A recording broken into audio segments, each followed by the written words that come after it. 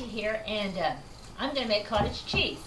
And right now I've got a gallon of milk, and a lot of people have told me different ways to do it, but I'm going to do it the way I've done it before in the past. Some people say put vinegar in it and let it set until it starts making curds and then heat it and stuff.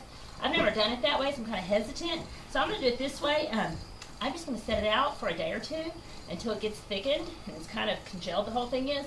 Then I'll heat it on the stove, and then I'll drain it, and I'll have cottage cheese. And whenever I get to that point, then I'll show you. Okay, I put this milk out the day before yesterday, and I let it set until it looked like it was starting to curdle. And this was the whey in the bottom of it. I didn't dump all the whey in here, some of it.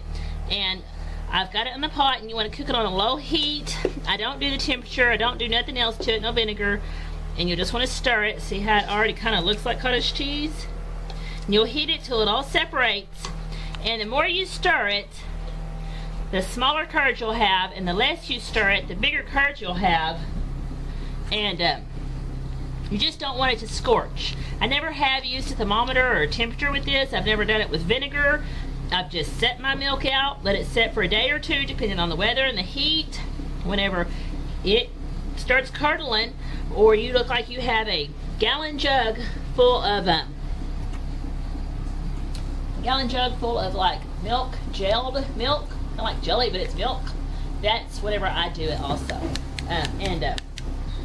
Sometimes if the weather's warm and stuff, it will separate like that. You'll get partly your whey and your curds up top. And what the only thing difference it'll do is you may have just a little bit more of a tart cottage cheese than a not so tart. But let's see how this turns out. And I had videoed it a minute ago showing what the jar looked like before I dumped it out, but for some reason it just didn't take in my camera. So we'll see how this one goes. I'll show it to you in a little while when I go strain. Cottage cheese has separated and it's heated and it's ready to strain. I'm going to strain this here, and I'm going to strain it to a bowl so I can take the whey and give it to the hog. It's not that hot, you can see. And water to the bottom. And I'm going to strain this real good. Then I will rinse it. And I got a strainer. If you have like one of those metal mesh looking strainers, that'll probably work better. But this should work fine. I shouldn't lose too many curds through it here. Get this all strained up, and then we'll go to the sink and rinse it. Rinse it. And that way get all that out. All the extra out.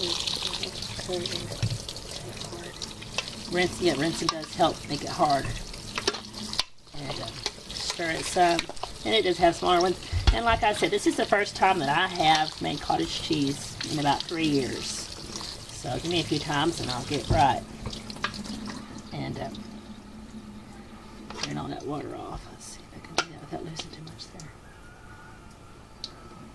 there. Anyway, take this and I'm going to put it here in this mesh stuff here that I've been straining my butter with, and I'm going to show you what to do in a minute. Okay, I have this cottage cheese in here to drain the rest of the water out of it, and you'll see that a gallon of milk really doesn't give you that much cottage cheese.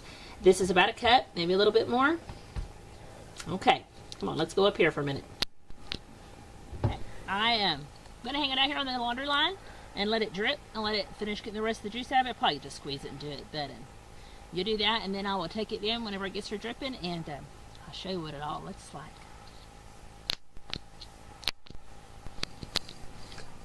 Okay, got the cottage cheese off the line, and there you go. Homemade cottage cheese. Break it apart there. And now at this point, you can either add a little bit of cream and salt to it. And you see the cottage cheese at the store and you buy it and it's liquidy, and that's why. It's because it's had cream added to it. Or I guess that's how they do it. I don't know. And a little salt to it, but I don't like it that way. I like to have dry curds, and I don't like to have salt with it. We usually mix a little bit of fruit, pineapples with it. Pineapples goes really great with it, but turned out pretty good. Well, that's how I make cottage cheese. I hope y'all enjoyed that. Have a good day and God bless.